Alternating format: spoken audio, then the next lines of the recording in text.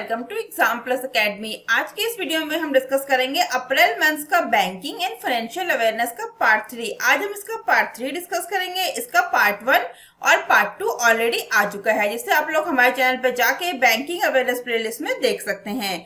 और इस वीडियो का कंप्लीट पीडीएफ फाइल यानी कि पार्ट 1, पार्ट 2 और पार्ट 3 का कंप्लीट पीडीएफ फाइल आप लोग नीचे दिए गए लिंक से या फिर हमारे टेलीग्राम चैनल से डाउनलोड कर सकते हैं। और अगर आप लोग को वीडियो अच्छी लगती है तो वीडियो को ज्यादा से ज्यादा शेयर करें और हमारे चैनल का नाम अदर स्टूडेंट्स को जरूर बताएं। तो चलिए शुरू करते हैं आज का सेशन। आज हम सबसे पहले बात करेंगे इंडिया के जीडीपी फोरकास्ट की for financial year 2022 by different rating agency, यानी कि rating agency downgrade India GDP forecast. किस लिए रेटिंग एजेंसी ने इंडिया के जीडीपी फोरकास्ट को डाउन किया है? क्योंकि कोविड-19 पैंडेमिक जो इंडिया में चल रहा है उसके कारण डिफरेंट रेटिंग एजेंसी ने इंडिया के जीडीपी फोरकास्ट को फाइनेंशियल ईयर 2022 के लिए अपने जो फोरकास्ट है इसको डाउन किया है। यानी कि with the resurgence of COVID-19 cases posing risk the economic recovery, the leading brokerages have downgraded India's GDP growth projections for the current fiscal year 2021 to 22.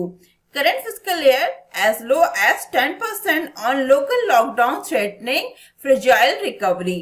तो याद रखिएगा, जो डिफरेंट रेटिंग एजेंसी हैं उन्होंने इंडिया के जीडीपी फोरकास्ट को 2022 के लिए अभी डाउन किया है। और किस किस ने किया है? सबसे पहले हम बात करते हैं नोमुरा की। तो नोमुरा ने जो कितना किया है, रिवाइज्ड है अभी 12.6% नोमुरा का।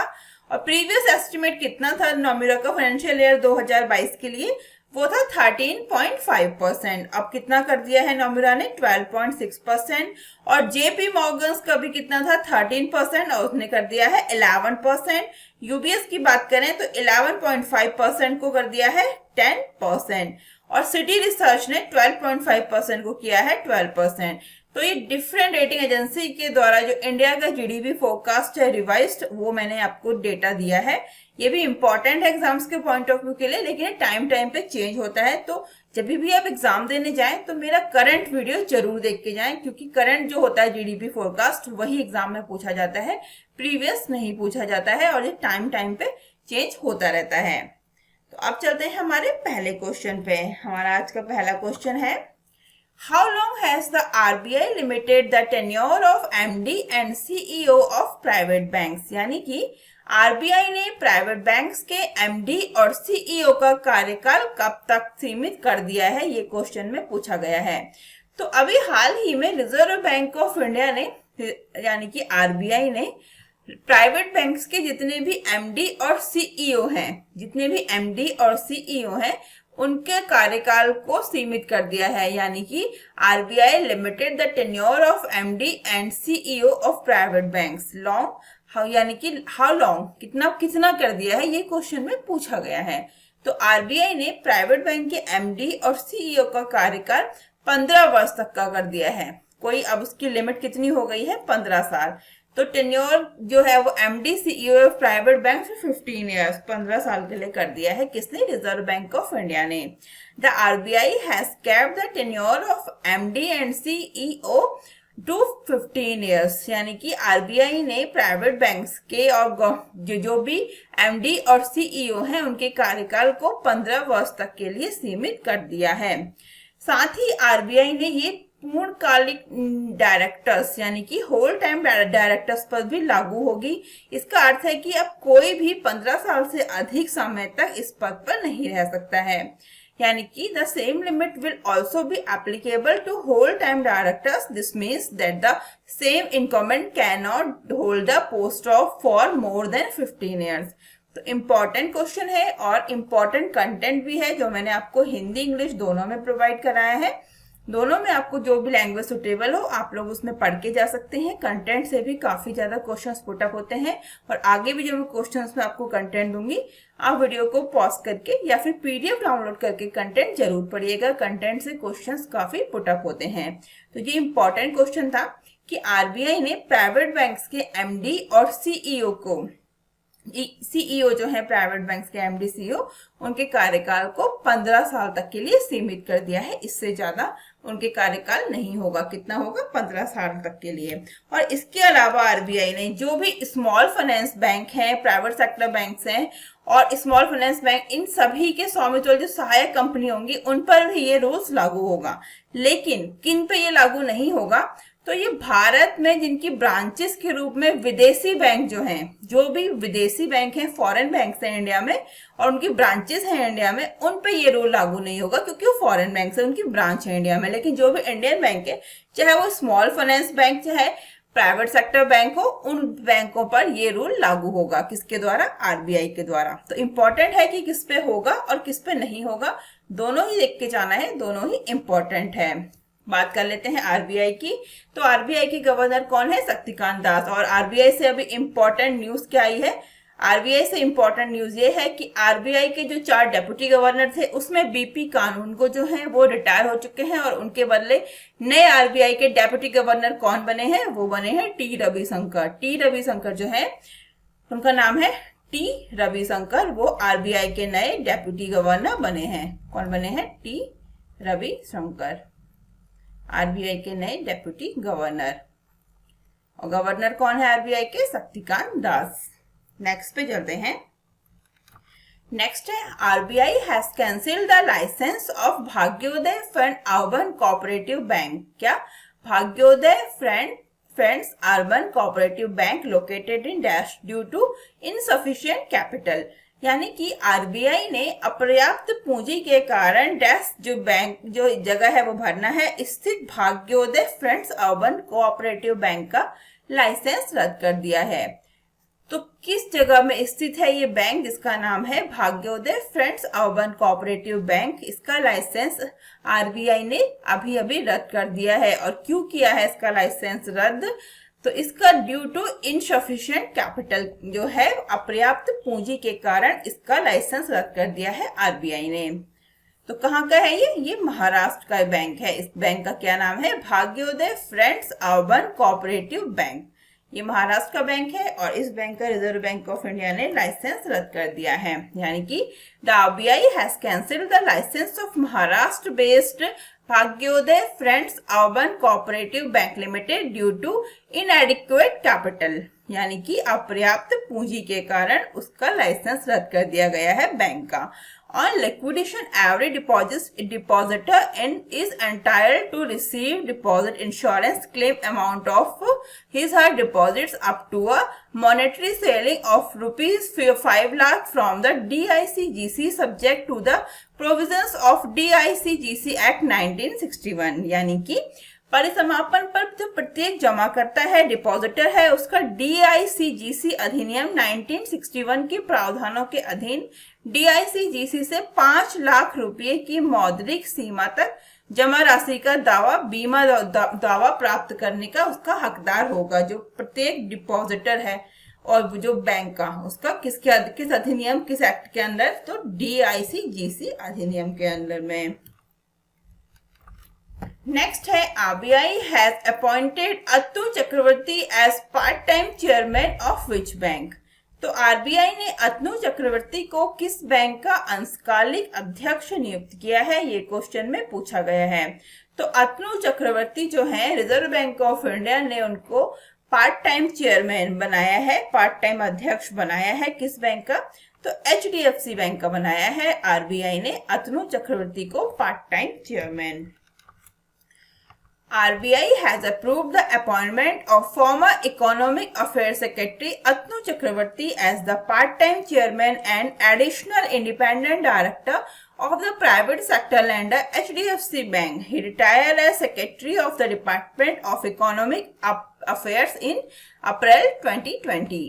तो क्या बोला गया है कि आरबीआई ने जो पूर्व आर्थिक मामलों के सचिव हैं, उनका नाम है अतनु चक्रवर्ती। इस पिक्चर में आप देख रहे हैं, ये है अतनु चक्रवर्ती, कि अतनु चक्रवर्ती की नियुक्ति को मंजूरी दी है, जो कि एक निजी क्षेत्र के ऋणदाता एचडीएफसी बैंक के अंशकालिक अध्यक्ष और अतिरिक्त स्वतंत्र डायरेक्टर हैं। वो अप्रैल 2020 में आर्थिक मामलों के विभाग के सचिव के रूप में रिटायर हुए हैं। तो ये जो है 2020 में आर्थिक मामलों के, यानी कि he retired as secretary of the department of economic affairs in April 2020। तो 2020 में रिटायर हुए हैं अतनु चक्रवर्ती। और इससे पहले भी बात करें तो prior to that he served as secretary of the Department of Investment and Public Assets Management। इससे पहले उन्होंने निवेश और सार्वजनिक संपत्ति प्रबंधन विभाग के सचिव के रूप में भी काम किया है। किसने किया है? अतनु चक्रवर्ती ने। ये है अतनु चक्रवर्ती। इनको आरबीआई ने पार्ट टाइम चेयरमैन बनाया है। किस बैंक का? HDFC बैंक का। कंटेंट भी जरूर से देखना है, कंटेंट से भी क्वेश्चंस जरूर पूछे जाते हैं। बात कर लेते हैं HDFC बैंक की। तो हेडक्वार्टर है मुंबई महाराष्ट्र में और HDFC बैंक के MD CEO कौन है? शशिधर जगदीशन। सक्सीड्स आदित्यपुरी। आदित्यपुरी जो पहले HDFC बैंक के CEO और MD थे, वो सबसे लॉन्ग टाइम के लिए किसी भी बैंक के अभी तक MD CEO रहने वाले एम्प्लॉय हैं। उनका नाम क्या है?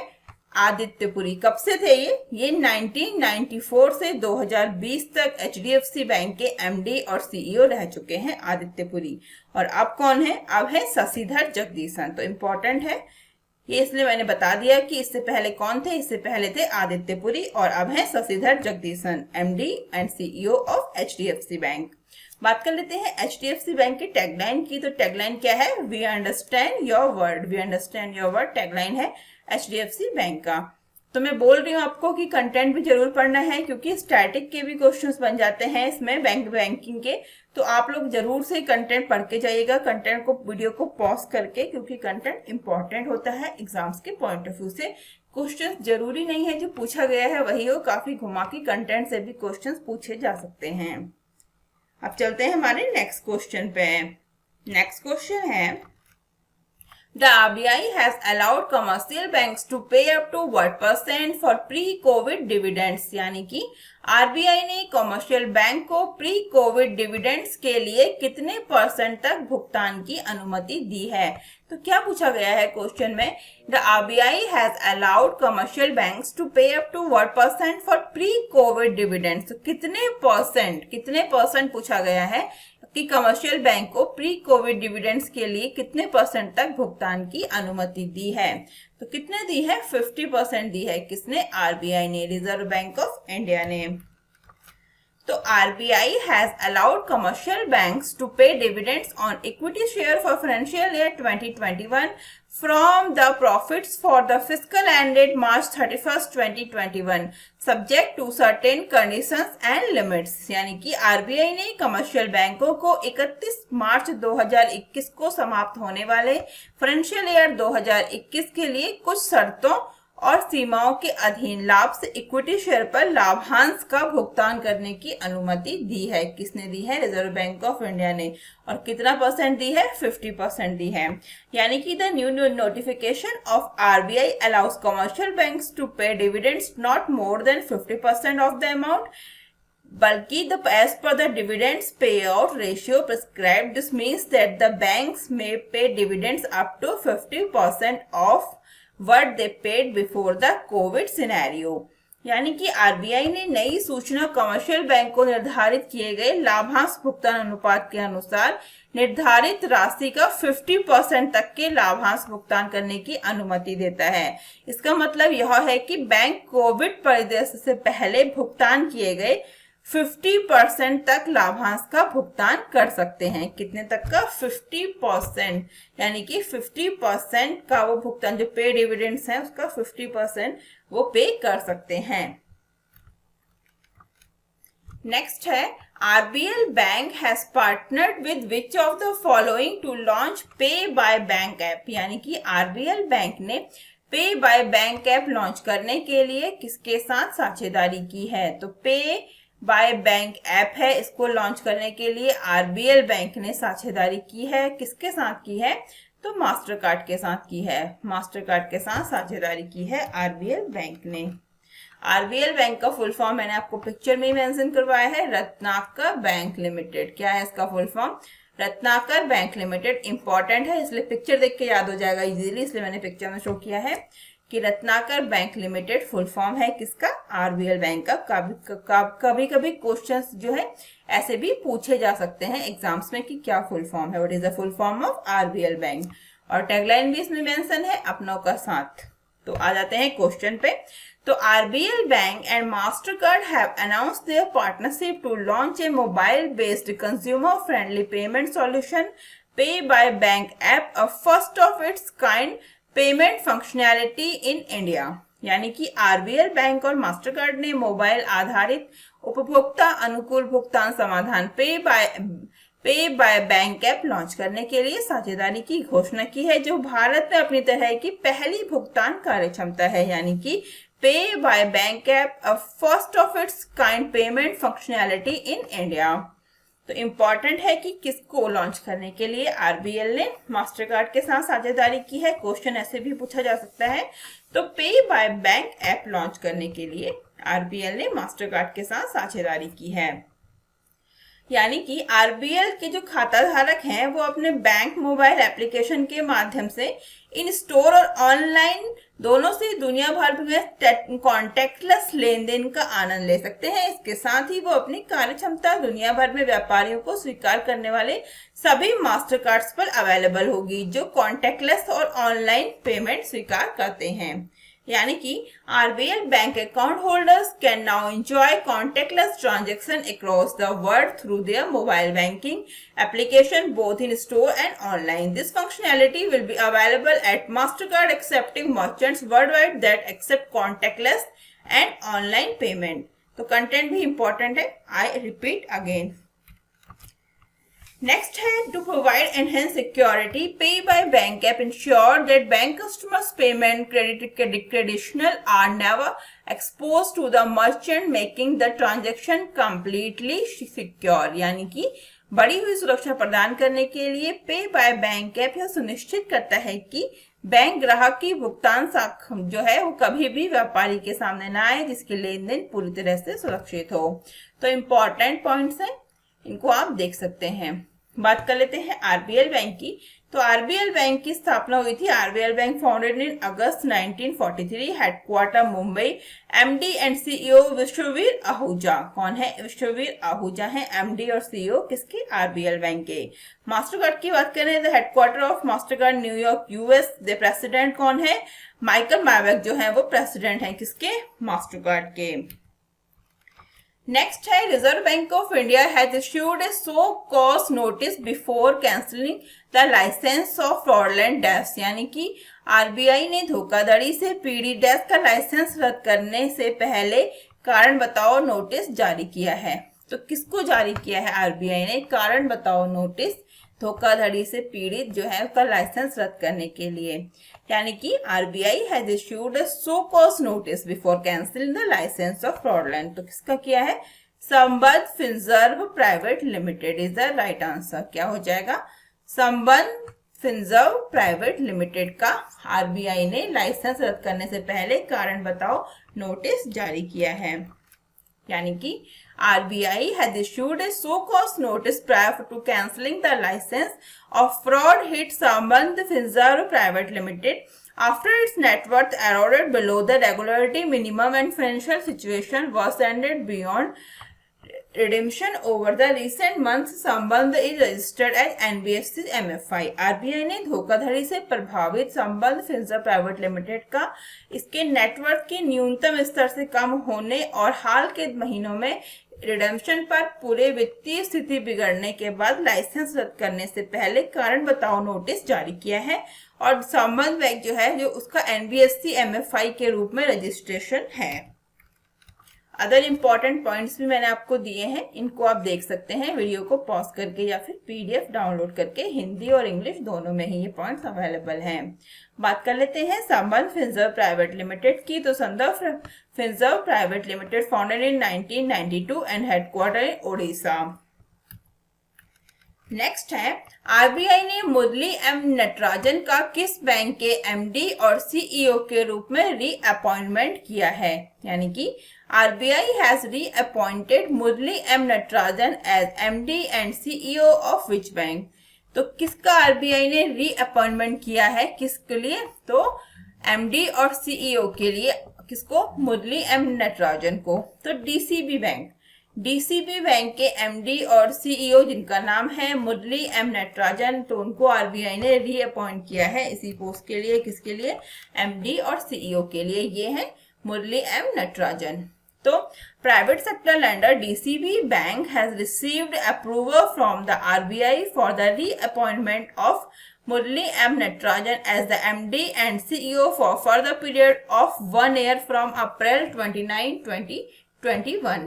तो जो निजी क्षेत्र का बैंक है, प्राइवेट सेक्टर बैंक है डीसीबी बैंक, को 29 अप्रैल 2021 से 1 साल की अवधि के लिए मुरली एम नटराजन की एमडी और सीईओ के रूप में नियुक्ति के लिए आरबीआई से मंजूरी मिल गई है और उन्हें मई 2009 में डीसीबी बैंक के एमडी सीईओ के रूप में नियुक्त किया गया था।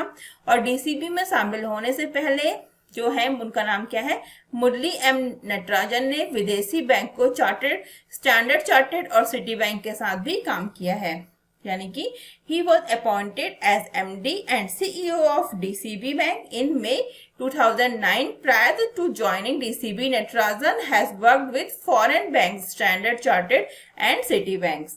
तो कब से हैं वो 2009 से एमडी सीईओ हैं डीसीबी बैंक के, और इससे पहले वो किसके थे, standard chartered and city bank के में भी वो काम कर चुके हैं। उनका नाम है मुरली एम नटराजन और इनका जो कार्यकाल है वो बढ़ाया गया है, इनको रीअपॉइंट किया गया है फिर से एमडी और सीईओ के रूप में। किसको, मुरली एम नटराजन को। किस बैंक का, तो इनको डीसीबी बैंक का। डीसीबी बैंक की बात करें तो headquarter Maharashtra, founded in 1913। DCB bank जो मैंने आपको वीडियो में कंटेंट प्रोवाइड कराया है इंपॉर्टेंट है, दोनों ही जो मैंने पॉइंट्स दिए हैं कंटेंट से इंपॉर्टेंट है। क्वेश्चन दोनों तरीके से आ सकता है कि कब से एमडी है सीईओ, एमडी एंड सीईओ है डीसीबी बैंक के, तो इंपॉर्टेंट है कि मई 2009 से वो एमडी सीईओ है किसके, डीसीबी बैंक के। तो दोनों ही तरीके से क्वेश्चन आ सकता है, कंफ्यूज नहीं होना है, कंटेंट पढ़ के जाना है। आई रिपीट, कंटेंट जरूर पढ़ के जाना है, कंटेंट से भी क्वेश्चन आएगा। क्वेश्चन जो लिखा है एग्जैक्टली यही नहीं आता है, घुमा फिरा के भी आ सकता है, तो इसलिए मैंने आपको कंटेंट प्रोवाइड कराती हूँ कि आप पढ़ के जाएं और एग्जाम्स में सही करके आए आंसर। नेक्स्ट पे चलते हैं। नेक्स्ट है, how many members panel has the RBI set up to conduct a comprehensive review of the functioning of ARCs, यानी कि एआरसीएस के कामकाज की व्यापक समीक्षा करने के लिए आरबीआई ने कितने सदस्यीय पैनल का गठन किया है। तो आरबीआई ने कितने मेंबर्स जो है होंगे उस पैनल में जिसको आरबीआई ने इसका गठन किया है, तो होंगे उसमें 6 मेंबर्स। सही आंसर हो जाएगा option C, 6 members. RBI has constituted a 6-member panel to carry out a comprehensive review of the working of asset reconstruction companies। क्या फुल फॉर्म है इसका ARC का? इसका फुल फॉर्म है Asset Reconstruction Companies in the Financial Sector Ecosystem। यानी कि RBI ने financial क्षेत्र में पारिस्थितिक इकोसिस्टम तंत्र में एसिड रिकंस्ट्रक्शन कंपनियों के कामकाज की व्यापक समीक्षा करने के लिए 6 मेंबर्स 6 सदस्यीय पैनल का गठन किया है। The panel will be headed by farmer executive directors of RBI Sudarshan Sen, यानी कि इस पैनल की अध्यक्षता आरबीआई के पूर्व कार्यकारी निदेशक सुदर्शन सेन करेंगे। इनका नाम क्या है, सुदर्शन सेन, ये करेंगे। इसकी जो पैनल है इसके एग्जीक्यूटिव डायरेक्टर जो है आरबीआई के, उनका नाम क्या है, सुदर्शन सेन, वो इस पैनल को हेड करेंगे। और जो अदर मेंबर्स होंगे वो भी मैंने यहाँ पे दिए हैं, आप लोग इनके नाम देख सकते हैं वीडियो को पॉज करके। अदर जो टोटल मेंबर्स हैं 6 इंक्लूडेड 5 मेंबर्स। नेक्स्ट पे चलते हैं। नेक्स्ट है, with which of the following has LIC partner to handle digital payments, यानी कि डिजिटल भुगतान संभालने के लिए LIC ने किसके साथ साझेदारी की है। तो LIC ने किसके साथ की है, पेटीएम के साथ साझेदारी की है। किस लिए, तो डिजिटल भुगतान संभालने के लिए, यानी कि हैंडल डिजिटल पेमेंट्स किसके साथ की है, पेटीएम के साथ। तो state run LIC life insurance corporation of India has appointed home grown payments player Paytm to facilitate its digital payments, यानी कि राज्यों के द्वारा संचालित LIC ने अपने डिजिटल भुगतान को सुविधाजनक बनाने के लिए घरेलू भुगतान विंडो पेटीएम की नियुक्ति की है। और following a tie up with another payments gateway earlier, the countries largest life insurer has sought a new deal as the majority of its payment have moved to digital modes, यानी कि पहले एक अन्य भुगतान गेटवे के tie up करने के बाद देश में सबसे बड़े जीवन बीमा कर्ता ने एक नया सौदा किया है, क्योंकि इससे अधिकांश भुगतान डिजिटल मोड में चले गए हैं। और अदर इम्पोर्टेंट पॉइंट्स मैंने दिए हैं, ये आप लोग देख सकते हैं। हिंदी इंग्लिश दोनों में इम्पोर्टेंट होते हैं एग्जाम्स के पॉइंट ऑफ व्यू के लिए। बात कर लेते हैं LIC की। तो LIC के chairperson M.R. Kumar, headquarter Mumbai, founded in 1 सितंबर 1956। पेटीएम की बात करें, headquarter Noida Uttar Pradesh, founded and CEO कौन है? फाउंडर CEO है Vijay Shekhar Sharma and founded in 2009। तो दोनों ही इंपॉर्टेंट है, LIC एंड पेटीएम को याद करके जाइएगा। नेक्स्ट पे चलते हैं।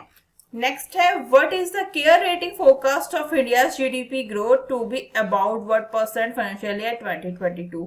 यानी कि केयर रेटिंग्स ने फाइनेंशियल 2022 में भारत का GDP ग्रोथ कितने % तक रहने का अनुमान लगाया है।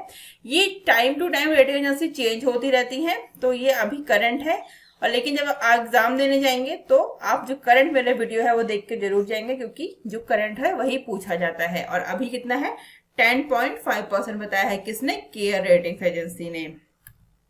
नेक्स्ट पे चलते हैं। नेक्स्ट है, ICRA estimates India GDP to be 0.5% in financial year 2022 what %। यानी कि ICRA ने फाइनेंशियल ईयर 2022 में भारत की GDP 0.5 से घटाकर कितने % रहने का अनुमान लगाया है। तो कितना लगाया है? 10.5% बताया है किसने?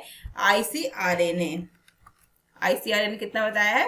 10.5%। और ICRA का हेडक्वार्टर है इंडिया, CEO है N शिवरामन, इंडियन की बात कर रहे हैं, और फाउंडेड इन 16 जनवरी 1991। इसका ओनर कौन है? मूडीज कॉर्पोरेशन इसका ओनर है, और मूडीज इन्वेस्टर सर्विस कंपनी है ICRA।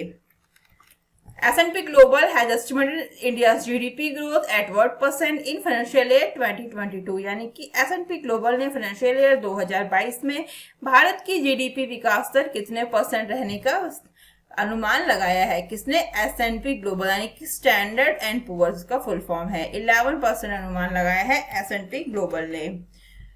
S&P Global has estimated the Indian economy to grow at 11% in the current fiscal 2021 to 22। तो याद रखिएगा, S&P ने कितना बोला है? 11%, लेकिन ये चेंज होता है, इसलिए फिर रिपीट करती हूँ कि जब भी एग्जाम देने जाएं तो करंट वीडियो देख के जरूर जाएं, करंट से ही क्वेश्चन पूछा जाता है। नेक्स्ट है, former RBI governor Maidavolu Narasimham passed away, which governor of RBI was he। यानी कि RBI के पूर्व गवर्नर मेदवोलू नरसिम्हम का निधन हो गया है। वे RBI के कौन से गवर्नर थे? तो इनका निधन हुआ है, ये RBI के 13वें गवर्नर थे। और अभी वर्तमान में शक्तिकांत दास कौन से हैं? वो 25वें गवर्नर हैं RBI के। और ये कौन से गवर्नर थे? ये 13वें गवर्नर थे। इनका नाम था मेदवोलू नरसिम्हम, ये RBI के 13वें गवर्नर थे। इनका भी हाल ही में निधन हो गया है। The former RBI governor Medavolu Narasimham has passed away. He was famously known as the father of Indian banking reforms। किसके फादर माने जाते हैं वो? Father of Indian banking reforms. Important है ये पॉइंट कि father of Indian banking reforms कौन थे। तो इनका नाम है मेदवोलू नरसिम्हम, जो RBI के 13वें गवर्नर थे। यानी कि RBI के पूर्व गवर्नर मेदवोलू नरसिम्हम का निधन हो गया है, और वो भारतीय बैंकिंग सुधार के पिता यानी कि father of Indian banking reforms के रूप में प्रसिद्ध थे। इंपॉर्टेंट पॉइंट्स भी है और इंपॉर्टेंट क्वेश्चन भी है, दोनों ही स्टैटिक में पूछा जा सकता है। बात कर लेते हैं RBI की 13वें गवर्नर की। तो वो RBI के 13वें गवर्नर थे, और उन्हें 2 मई 1977 से 30 नवंबर 1977 तक उन्होंने कार्य किया था। कब से कब तक थे? 2 मई से 30 नवंबर 1977 तक वो RBI के गवर्नर रहे थे। उनका नाम है मेदवोलू नरसिम्हम। उन्हें बैंकिंग और फाइनेंशियल सेक्टर में सुधारों पर 2 उच्च स्तरीय समितियों की अध्यक्षता के लिए जाना जाता है। He was the 13th governor of RBI and serve from May to 1977 to November 30, 1977. He was known for being the chair of 2 high-powered committees of banking and financial sector reforms।